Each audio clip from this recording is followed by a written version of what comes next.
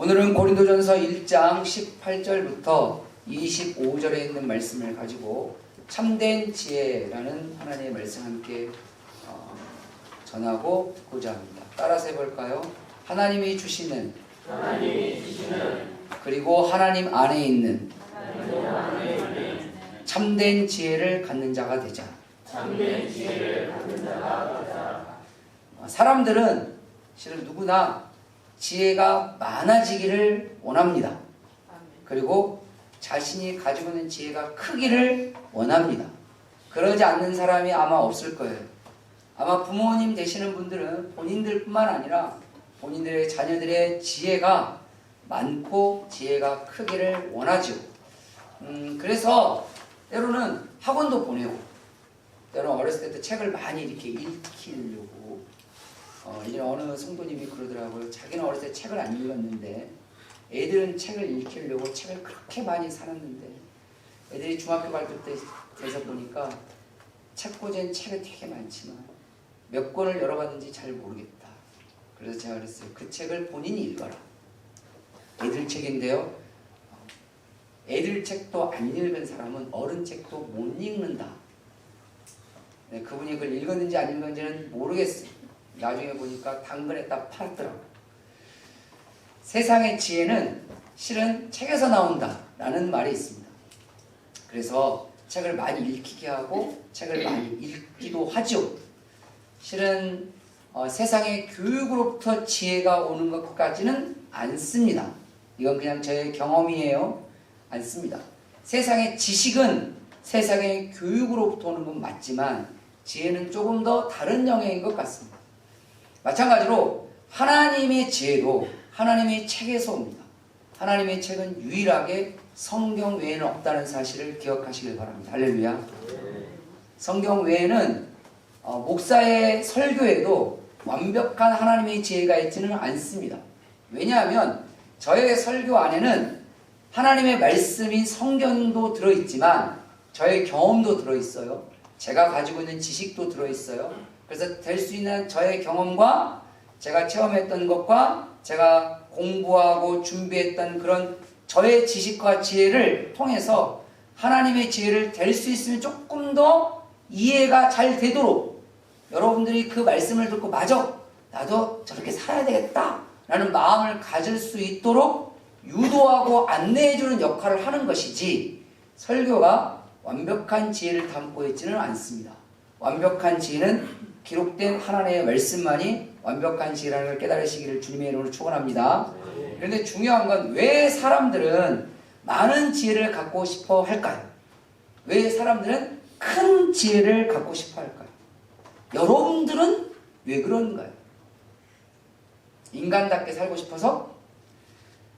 가만히 보면, 본질적으로 생각해 보면 사람들이 크고 많은 지혜를 얻고 싶어 하는 이유는 그것이 우리에게 생명을 준다라고 믿고 있기 때문에 그렇습니다. 그리고 그것이 우리에게 행복을 주고, 그것이 조금 더 나아가 그것이 우리에게 풍요로움을 주고, 그리고 그것이 우리에게 성공을 준다고 믿고 있기 때문에 그렇습니다. 그런데 중요한 게 하나 있죠. 사람들에게 지혜가 크고 지혜가 많으면 생명을 얻습니까? 그러면 부정하는 사람이 아무도 없을 거예요. 지혜가 많으면 행복해질 수 있습니까? 라고 물으면 대부분은 그럴 것 같다 라고 말을 합니다. 인정하죠? 지혜가 많으면 풍요로워질 것 같나요? 그러면 그렇죠 라고 답변합니다. 여러분 스스로에게 한번 답을 해보세요. 그리고 지혜가 많으면 성공해지나요? 그러면 당연하지 않나요? 라는 반문을 받습니다. 근데 여기에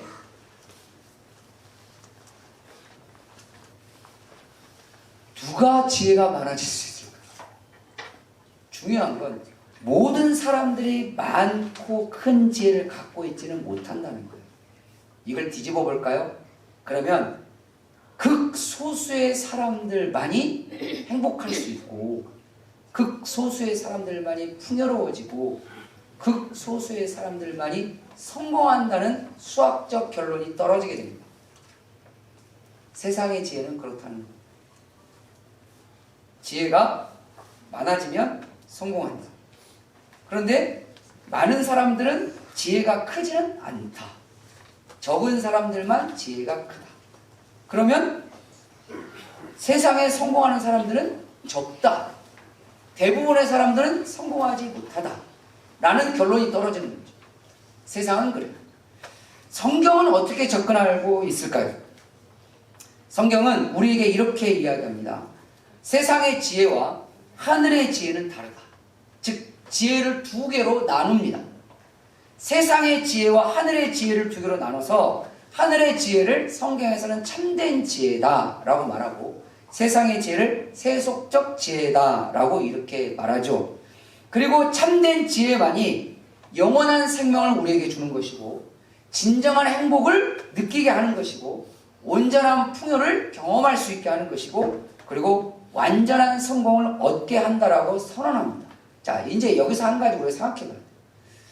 하늘의 지혜를 얻었고 받았다면 그 하늘의 지혜로 세상을 살아간다면 영원한 생명을 얻는다? 그럴 수 있어 라고 대부분의 그리스도인들은 인정할 겁니다. 진정한 행복을 느낄 수 있다? 그렇지. 왜냐하면 세상 사람들은 돈에서 진정한 행복을 느끼지만 예수님 믿는 사람들은 하나님 안에서 하나님 말씀 안에서 때로 나누고 베풀면서 하나님 말씀을 실천하고 주님 찬양하고 예배하면서 행복을 느끼니까 행복을 느끼는 기준이 다르다 보니 참된 지혜를 얻다 보면 진정한 행복을 느끼는 것도 맞다라고 말하죠. 온전한 풍요를 얻게 된다 라는 것도 신앙생활을 좀 더 깊이 하신 분들은 어느 정도는 인정을 합니다. 왜냐하면 세상이 주는 물질적인 풍요가 진정한 풍요가 아니고 온전한 풍요가 아니라는 것을 신앙생활 조금 더 깊이 하시는 분들은 깨닫고 있기 때문에 우리가 가지고 있는 양이 적다고 할지라도 내가 가지고 있는 절대적인 세상의 기준에 물질의 기준이 조금 더 부족하다 할지라도 그것에 대해서 감사하고 그걸 귀하게 여기고 사랑하는 사람들과 함께하면 그가 느껴지는 풍요로움이 온전해질 거라는 것에 대해서도 다 인식합니다. 내 신앙생활 조금 더 깊이 하시는 분들 그렇다는 거예요. 내가 그걸 못 느낀다 그러면 나는 아직 신앙생활이 깊지 않다라고 하면 정답입니다. 그런데 이제 완전한 성공의 문제가 여기서 걸려요. 참된 지혜를 얻으면 진짜 완전하게 성공할 수 있을까? 다시 원점으로 돌아봅시다. 성경에서 말하는 지혜는 세상의 지혜와 하늘의 지혜로 나눠졌다고 말합니다. 즉 하늘의 지혜를 가진 자는 그가 삶 속에서 느껴지는 이 성공이 완전해진다라고 성경은 말하죠. 왜 그럴까요? 왜 그럴까요? 성경은 이렇게 접근합니다. 너희가 이 세상에서 세상 사람들이 보기에 성공했다고 치자. 누군가는 돈으로 성공했고 누구는 권력으로 성공했고 누구는 지식으로 성공했어요. 지식으로 성공해서 할 수 있는 모든 박사학위를 다 땄어요. 돈으로 성공해서 대기업 회장이 됐어요. 권력으로 성공해서 대통령이 됐어요. 자, 그렇게 세상에서 말하는 성공을 이뤘는데 그가 그 영혼이 지옥으로 가면 그 성공은 뭘까? 그가 세상의 성공에 다 정점에 섰는데 사람들로부터 인정받지 못하고 욕을 먹고 비난의 손가락을 받고 사람들로부터 말 그대로 천대시 받는다면 과연 그의 돈은 무엇일까? 그 돈이 그가 성공을 말하는 걸까요? 그의 힘이 진짜 그를 성공으로 말할까요? 그러지 않습니다. 도리어 차라리 그 사람이 그 힘으로 즉 권력으로 성공을 안 하는 게 낫습니다. 우리나라 역대 대통령들 중에 어느 대통령께서 이렇게 말씀하신 적 있어요. 대통령 못 해먹겠네. 우리나라 최고의 권력의 정점에 섰던 사람이 일종의 힘으로는 권력으로는 성공한 사람이잖아요. 그런데 성공했다라고 하는 사람의 입에서 나온 말이 그 성공하게 한 그 권력을 못 해먹겠네. 왜 그랬을까요? 우리나라 모 대기업 회장이 이렇게 말한 적이 있습니다. 차라리 회장을 안 하는 게 더 낫다 라고. 왜 그 얘기가 나왔을까요? 돈으로 성공했다고 하는 대기업 회장이 됐으나 그 성공이 진정한 성공으로 다가오지 않는 거죠. 그런데 이걸 뒤집어서 성경은 이렇게 말합니다. 너희가 돈으로 성공했든 돈으로 이 세상의 관점에서 봤을 때 돈으로 성공했든 돈으로 실패했든 지식으로 성공했든 지식이 좀 부족했든 아니면 힘으로 권력으로 성공했든 권력으로 성공하지 못했든 간에 그의 영혼이 천국으로 갈 수 있다면, 그가 적은 성공을 이뤘고 적은 성취를 얻었음에도 불구하고 사랑하는 사람들과 함께하고 있고 사람들로부터 인정받고 있고 사람들로부터 함께 누리고 있다면, 그의 삶을 누리고 있다면 그걸 성공이 아니라고 말할 수 있냐라는 것이 성경의 질문입니다. 그 질문에 대해서 우리는 믿음으로 답변합니다. 아니요 하나님, 그게 성공입니다 라고 말하죠. 그것을 주는 것이 참된 지혜입니다. 그러니 오늘 하나님의 말씀을 통해서 세상이 소망하고 세상이 존경하고 세상이 부러워하는 세상의 지혜보다 하나님 안에서 영원하고 진정한 것을 얻게 하는 참된 지혜로 나아가시기를 주님의 이름으로 축원합니다. 성경에 보면 구약성에 가장 지혜로웠다라고 불려지는 사람이 솔로몬입니다. 이걸 부정하는 교인들은 없을 거예요. 성경을 좀 보신 분들은 신약 성경에서 가장 지혜로웠다라고 읽혀지는 사람이 바울입니다. 이걸 부정하는 사람은 없을 거예요. 바울 스스로도 말하죠. 그는 가말리엘 학파였고 바리새인 중에 바리새인이었으며 라고 자기를 설명합니다. 우리식으로 따져볼까요? 그는 하버드 출신이라는 얘기예요. 그리고 거기서 그냥 하버드가 아니고 수석을 했다라는 그런 표현입니다. 그러니까 자기의 과거를 이야기할 때. 그런데 그 얘기를 왜 했냐면 그것이 내가 살아보니 똥과 같더라. 이게 바울의 고백입니다. 그걸 성경에서 뭐라고 기록했냐면 배설물과 같다라고 표현한 거잖아요.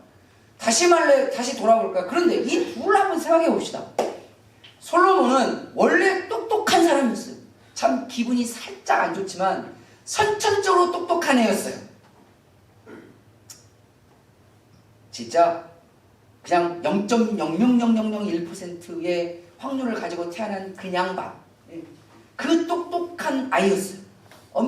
원래 이 사람이 하나님의 지혜를 받기 전에도 원래 똑똑한 사람이었어요. 똑똑한 사람인데 하나님이 지혜까지 엎어주신 거예요. 근데 중요한 게 있어요. 지혜는 여러 가지로 나누어지는 분야가 있습니다. 솔로몬이 받았던 지혜는 통치하고 재판하는 지혜였어요. 제 친구 중에 검사가 하나 있어요. 이 친구가 3년 만에 사법고시를 패스를 했거든요. 네, 사법고시 체계를 잘 모르는 사람들은 3년 만에 패스했다 그러면 사람들은 3년이나 걸렸냐? 저도 그렇게 이야기했어요. 야, 3년이나 걸렸냐? 라고 하니까 걔가 웃으면서 이렇게 했어요. 3년 만에 패스한 사람이 별로 없어. 기본이 5년이야. 그 순간 제가 겸손해졌습니다.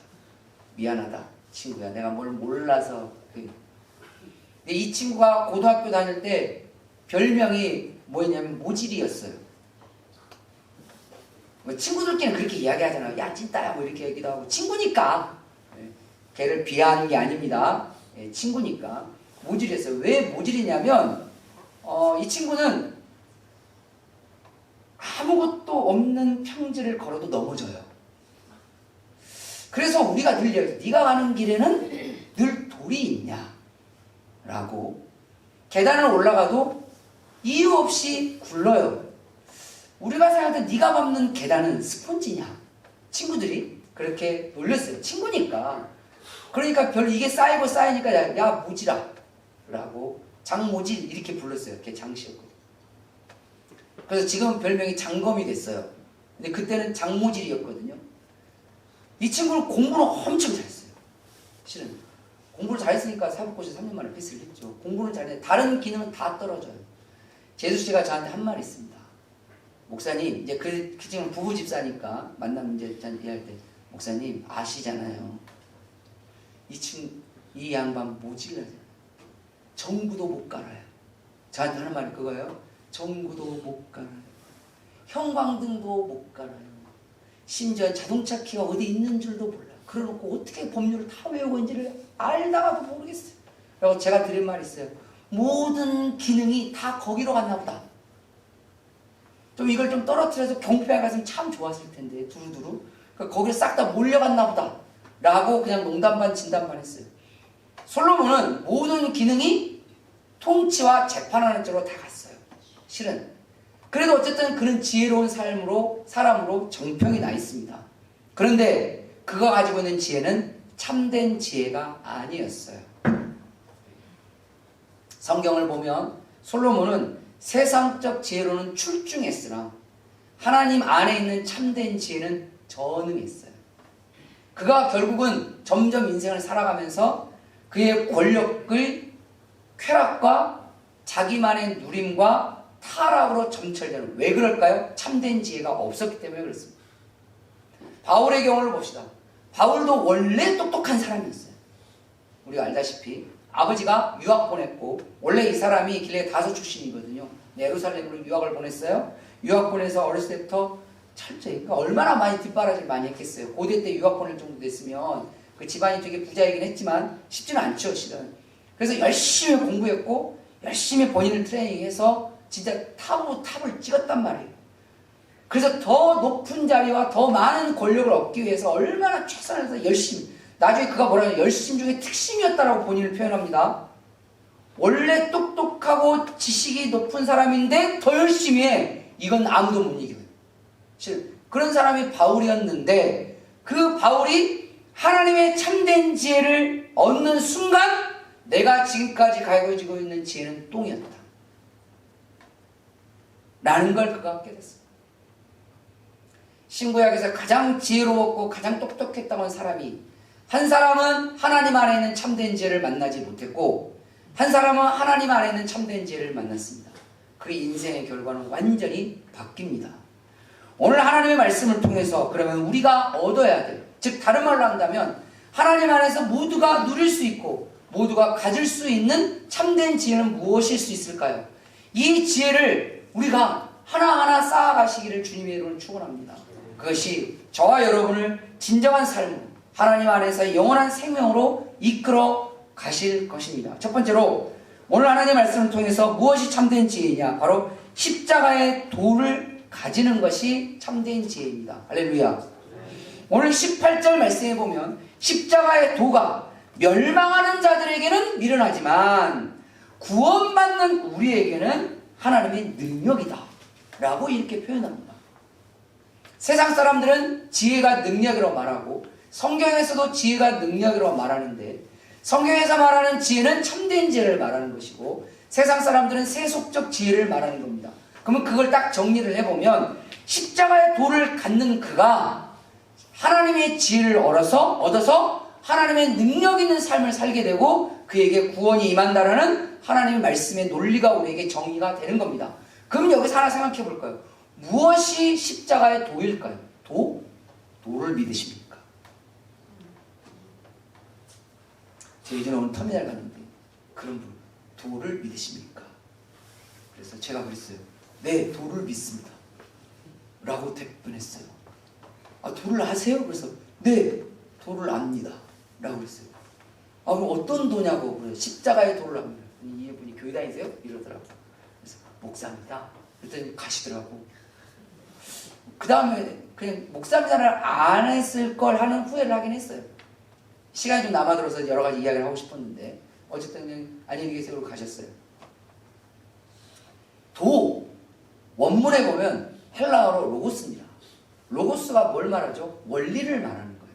즉 십자가의 원리를 여긴 도라고 번역을 해놓은 거예요. 원문에는 로고스로 되어 있는 걸 그렇게 번역했어요. 저보고 번역을 했으면 십자가의 원리를 가지라고 했을 것 같은데 뭐 번역하신 분들이 알아서 다 하셨겠죠. 중요한 건 원문은 우리에게 있으니까. 중요한 것은 성경에서 말하고 있는 십자가의 원리는 뭘 말할까요? 성경에서 말하는 십자가의 원리는 총 5가지로 정의할 수 있습니다. 첫 번째가 사랑입니다. 예수님이 왜 십자가를 지셨죠? 사랑 때문에 졌잖아요.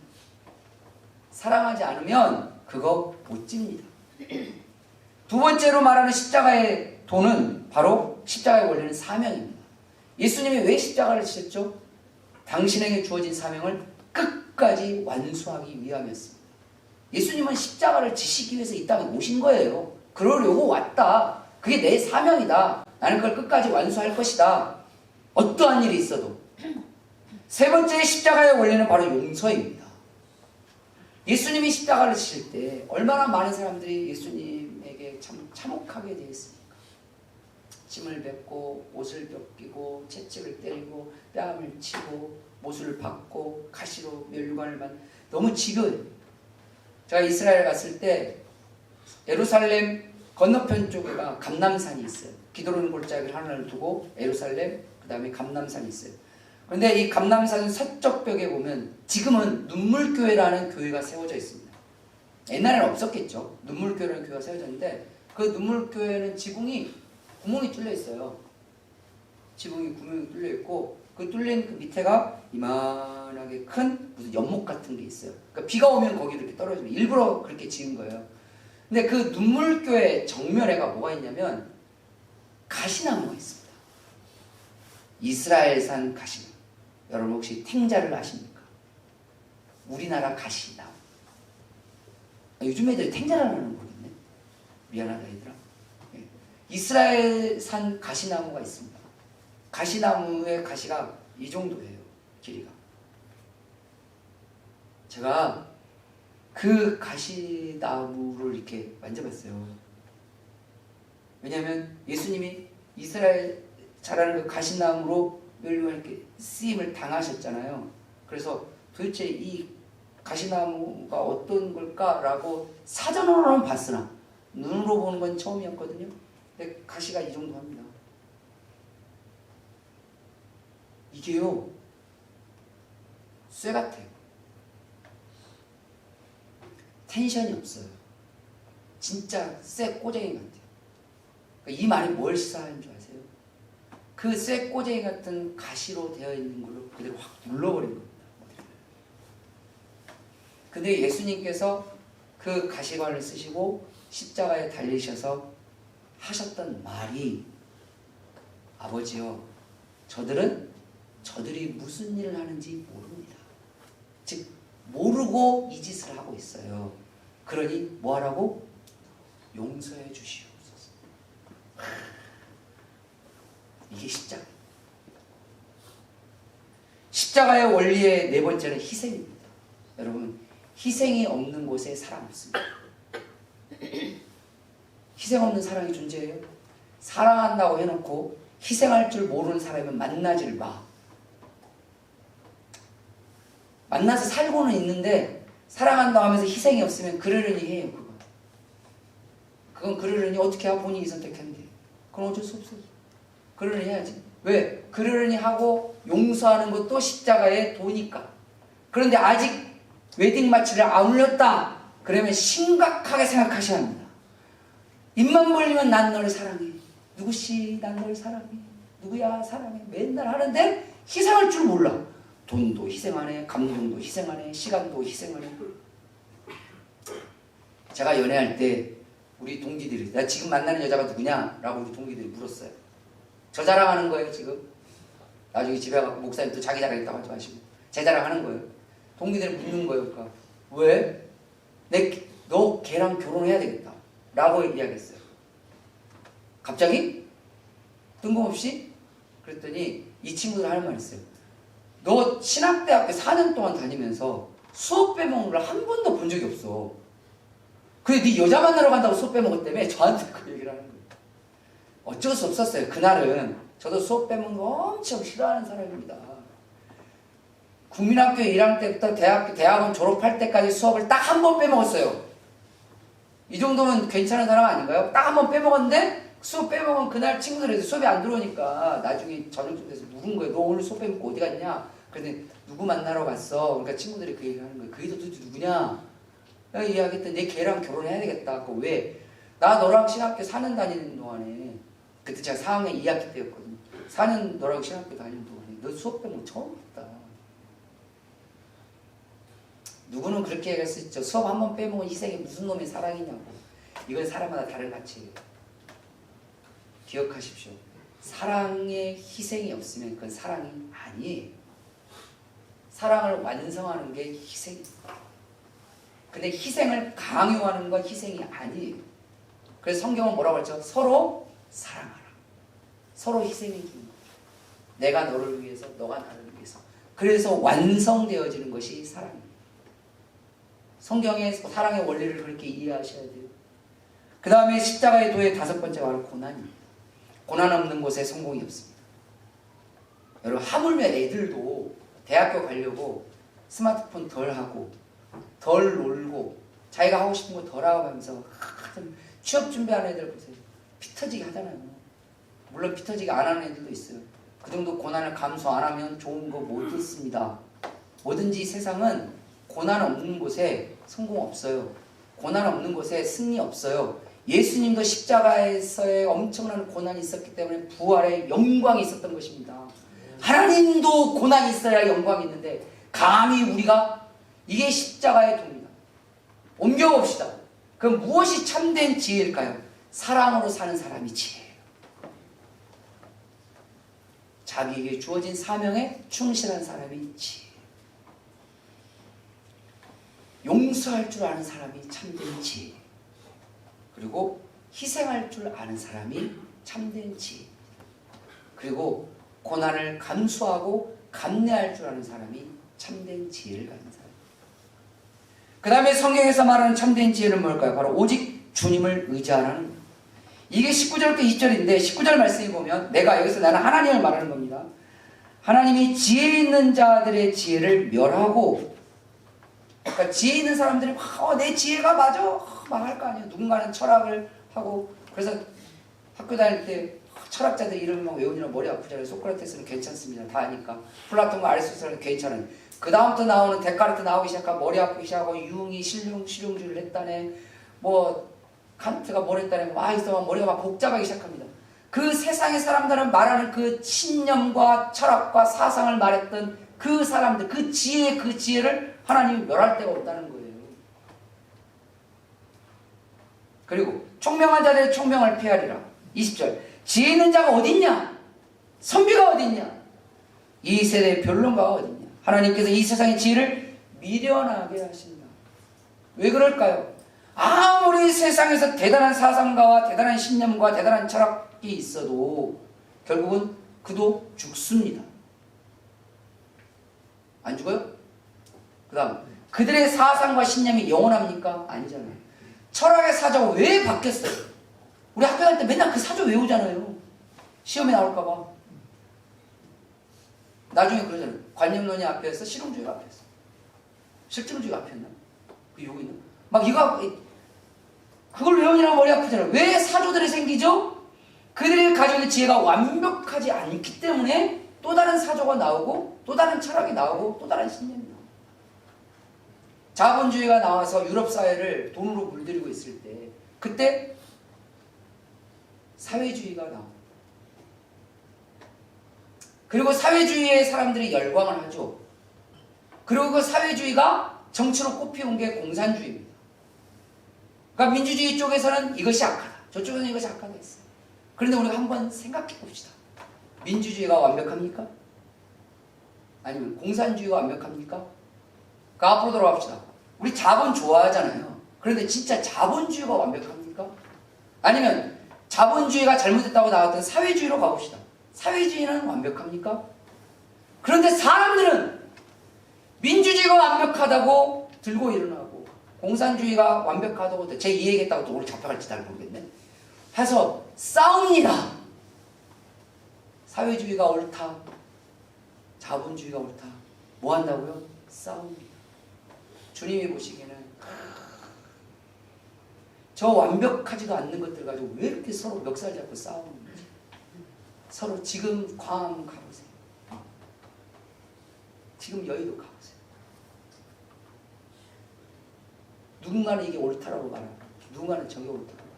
근데 그럴 수 있어요. 우리는 참여민주주의 시대에 살아가고 있습니다. 그런데 그 안에 하나님 보시기에 악한 게 도사리고 있습니다. 그게 뭐죠?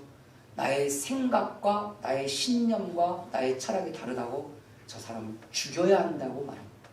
그걸 혐오주의. 성경은 다름을 인정합니다. 왜죠? 사람은 하나님이요, 통일되신 분이면 여러분 다 이렇게 안 생겼어요. 이렇게 생기고 싶겠어요? 저는 그냥 이렇게 생긴 것에 감사하고 삽니다. 그런데 이렇게 생긴 것은 안 감사했어요. 학교 다닐 때 좀 더 크고 싶었어요. 저 신방 가면 우리 교회 애들 중에는 목사님 올해 저 기도 제목이 10cm 큰 겁니다. 그래, 기도로 클 거였으면 나는 여기서 더 크고 싶었다.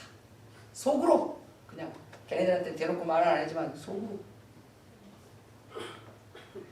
하나님은 여러분 옆에 사람들 얼굴 좀 한번 보세요. 자, 그리고 이렇게 해주세요. 하나님이 이렇게 만드셨습니다. 시작. 누구는 이러겠죠. 이렇게 나를 그러면 하나님 나 안 믿어. 뭘 이렇게 만들어 놓고 하나님이라고 하냐고. 그런데 생각해 보세요. 이건 내 기준이에요.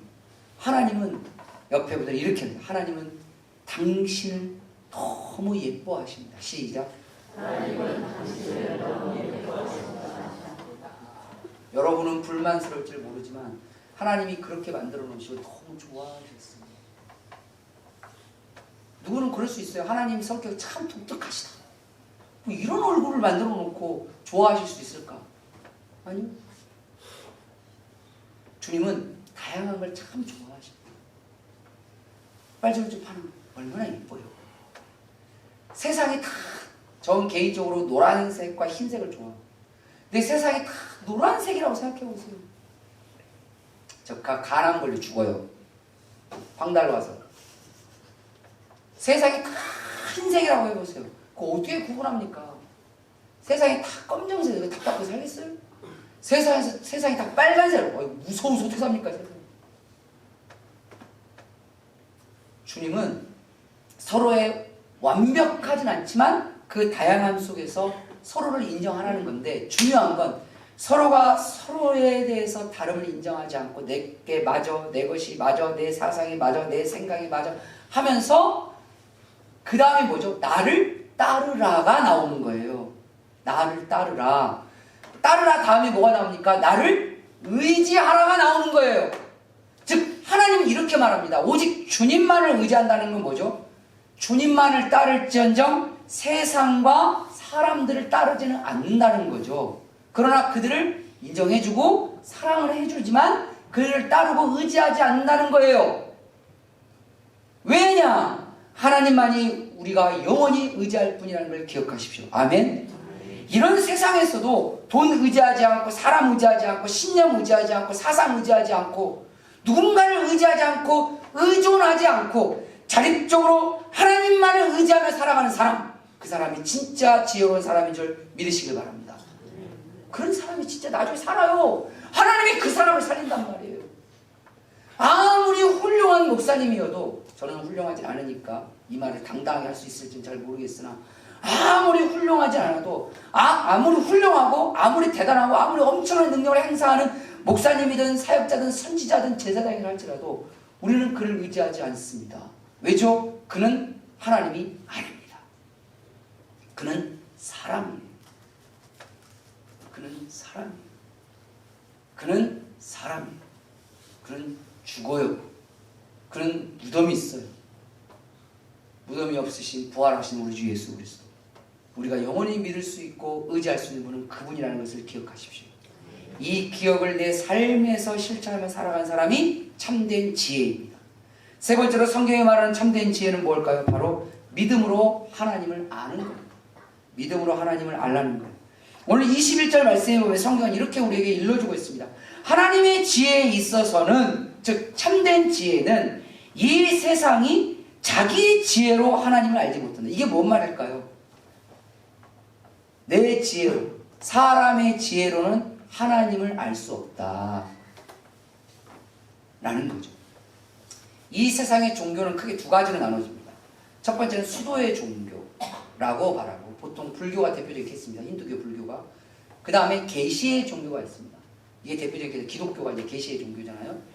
그런데 왜 이게 이런 종교 성향이, 가만히 생각해 보면, 자, 수도의 종교는 사람이 여러 가지 노력과 수행을 통해서 신을 알 수 있다라고 믿는 데예요. 그게 수도의 종교예요. 여러 가지 수행과 노력을 통해서 신을 알 수 있다. 또는 신의 영역에 이른다. 그래서 불교에서 가장 중요한 게 열반에 이른다라는 말이잖아요. 부처가 열반에 이른다는 거죠. 신의 영역에 들어간 거죠. 보이는 신을 부정했지만, 계시의 종교는 뭘까요? 인간은 죽었다 깨어나도 신의 영역에 못 간다. 그리고 신도 알 수가 없다. 그런데 인간이 신을 알 수 있는 유일한 길이 있는데, 그게 뭐냐면 신이 자기를 보여줘야 되고 신이 자기를 알려줘야 인간이 신을 알 수 있다. 이게 계시의 종류. 성경은 이렇게 말합니다. 인간은 죄성을 지닌 존재이기 때문에, 인간은 완벽하지 못한 존재이기 때문에, 인간은 부족한 존재이기 때문에 절대로 스스로 신의 영역을 알 수도 없고 신의 영역에 들어갈 수도 없다. 그래서 하나님께서 그들에게 하나님의 존재를 알려주셨고 하나님의 존재를 그들에게 보여주셨고 하나님의 존재를 깨닫도록 하나님이 해주셔서 인간이 그 하나님을 안다. 근데 중요한 게 있어요. 그러면 인간은 어떻게 하느냐? 그러니 지식으로 아는 것이 아니라 뭘로 안다? 믿음으로 안다는 거예요. 할렐루야. 이게 믿음이에요. 이게 믿음. 늘 말씀드려요. 제가 여수에 처음에 왔을 때 여천역에서 내렸거든요. 저는 그때 태어나서 여천역을 처음 봤습니다. 여수 침례교회가 여기 있는 줄도 몰랐습니다. 처음에 여기 왔을 때. 그때 당시 때 안수 집사님이 전화로 저에게 목사님 이렇게 오시면 됩니다 라고 알려주셨습니다. 저는 그 말을 알고 왔을까요? 믿고 왔을까요? 알지 못하는 길은 믿고 가야 알 수 있어요. 그 다음부터 알아가는 겁니다. 즉 성경은 우리에게 말해요. 우리가 하나님을 아는 것이 굉장히 중요한데 인간의 지식으로 아는 것이 아니라 우리가 하나님을 향한 믿음으로 아는 것이다. 할렐루야. 즉 하나님을 아는 것이 지혜이고 세상과 사람들이 가지고 있는 지혜로는 하나님을 알 수 없으니 우리가 온전한 믿음을 가지고 하나님을 알아가고 그렇게 하나님을 알아가다 보면 하나님의 지혜를 얻게 된다. 그리고 하나님은 우리에게 하나님의 지혜를 알려주시기 위해서 즉 계시해 주시기 위해서 무엇을 주셨습니까? 하나님의 말씀을 주셨습니다. 할렐루야. 그래서 하나님의 말씀이 우리에게 굉장히 중요한 거예요. 그래서 기록된 말씀은 하나님의 지혜를 담은 것이고 그 하나님의 지혜를 우리가 습득하고 알아감으로써 즉 믿음으로 알아감으로써 우리의 삶이 더 풍성해지고 더 영원한 주님의 은혜 안에서 머물 수 있게 된다는 것이 성경의 논리입니다. 하나님의 말씀을 믿음으로 들으십시오. 하나님의 말씀을 믿음으로 읽으십시오. 믿음으로 배우시고 믿음으로 습득하면 하나님을 더 많이 알아가게 될 거예요. 그리고 하나님을 그 아는 것만큼 참된 지혜가 쌓여갈 것입니다. 마지막 네 번째로 무엇이 참된 지혜일까요? 바로 그리스도를 닮으라는 겁니다. 그리스도를 닮는 것이 참된 지혜예요. 24절 말씀에 보면 성경에 이렇게 말합니다. 오직 부르심을 받은 자들에게는 유대인이나 헬라인이나 그리스도는 하나님의 능력이요 하나님의 지혜이니라. 할렐루야. 성경에 예수님께서 이렇게 말씀하시죠. 나는 길이요 진리요 생명이니 이걸 하나로 딱 정리하면 나는 지혜다. 그래서 성경에 보니까 예수 그리스도의 영을 성령이라고 말하는데 성령을 뭐라고 표현합니까? 지혜의 영. 하나님의 지혜의 영입니다. 하나님의 지혜의 영이 우리 안에 머물고 우리가 하나님의 말씀이 믿음으로 우리 안에 들어올 때 그 지혜의 영이 우리에게 깨닫게 하시고 기억나게 하시고 살아갈 수 있도록 힘과 용기와 능력을 허락하는 것이 성경의 원리라는 것을 믿으시길 바랍니다. 그 믿음을 가지고 주님을 닮아가세요. 그리스도를 닮아가세요. 목사 닮지 마세요. 외람되지만 부모님 닮지 마세요. 부모님 닮으면 예전에 어느 성도님이 저한테 그러더라고요. 우리 애가요 저의 못된 것만 닮아요. 속이 터지겠어. 내가 아예 좋은 것만 닮았으면 참 좋겠는데 제가 그랬어요. 그게 욕심입니다. 어떻게 나의 좋은 것만 다 닮어? 좋은 것도 닮고 못된 것도 닮는데 이게 비율상 좀 달라지지. 누구는 못된 걸 더 많이 닮고 좋은 거 조금만 닮고 누구는 좋은 거 많이 닮고 이렇게 되지. 그러니까 부모를 닮는 거죠. 얘들아 부모님 닮지 마라. 그러면 최고로 잘 나가봤자 딱 부모님까지밖에 못 간다. 예수님을 닮으십시오. 주님을 닮으십시오. 주님께서 하셨던 말, 주님이 하셨던 행동, 주님이 하셨던 그 생각들, 주님의 그 마음들, 그것을 닮아가세요. 세상 닮지 말고. 누가 그러더라고요. 자기는 테슬라의 CEO인 일론 머스크를 닮고 싶대요. 그래서 제가 이렇게 이야기했어요. 그래, 일론 머스크가 지옥 갈 때 같이 갈래. 그래서 가만히 있더니 그럼 스티븐 잡스 걔는 어디가 있을까? 그럼 어떻게 해야 돼요? 어떻게 하게? 예수님 닮으십시오.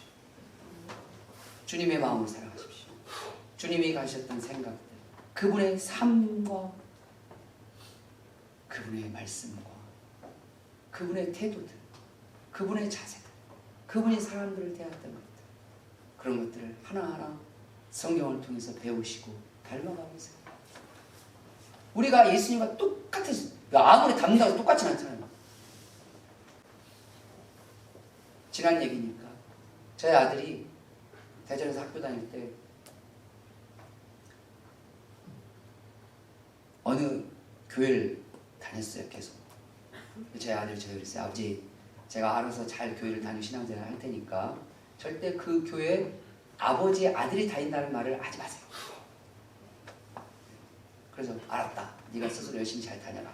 그랬어요. 어느 날 그 교회 부목사한테 전화가 왔어요. 까마득한 제 8년 후배입니다. 목사님, 그래서 혹시 아들이 우리 교회에 야, 그럴 리가 없다. 거짓말했습니다. 근데 그게 왜 그래? 그랬더니 교회, 그 교회 좀 큰 교회예요. 교회가 아주 큰 교회입니다. 큰 교회인데 교회에 제가 대학원 다닐 때 걔가 학부를 다녔어요. 저희 학부부터 대학원까지 7년을 다 학교 안에 있기 때문에 서로 이렇게 알고 있는. 남자들은 군대를 갔다 오니까 10년 차들은 다 알아요. 지금 학교가 작으니까. 목사님 학교 다닐 때 똑같이 생기라고 우리 교회를 다녀요. 이 얘기를 하는 거예요. 그래서 제가 뭐라고? 그랬어요. 뭐라고? 그래서 혹시 정철 목사님 아들인가? 라고 했다는 거예요. 근데 또 잘못 짚으면 또 실수할 수도 있잖아요. 그래서 저한테 물어본 거래요. 이 친구가 또 이제 호기심 많은 애들이 항상 문제예요. 뭘 또 교족부를 뭘 뒤져봤나 봐. 청년대학교 들어가고 보니까 또 정시야. 이제 얘가 이제 확신을 한 거지. 확신을 하고 형님 왜 어쩌고저쩌고 하는 거야. 나중에 이제 두 번째는 거짓말을 못 합니다. 목사는 한 번만 거짓말하고 끝내야지. 그래갖고 실은 2차 저차에서 그래도 아는 척 하지 마. 나중에 아는 척을 했어. 나중에 보니까 밥까지 사줬어. 예, 그랬더라고요. 이게 핏줄은 모습입니다. 그래도요, 아무리 똑같이 생겨도 다른 점이 있어요. 우리가 아무리 예수님을 닮다고 해서 똑같아질 수는 없어요.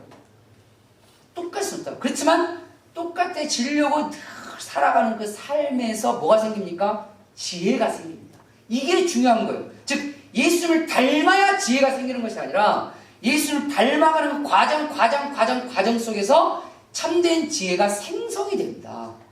그리고 생성된 지혜가 우리로 하여금 조금 더 주님을 닮아가도록 부스 역할을 하는 거예요.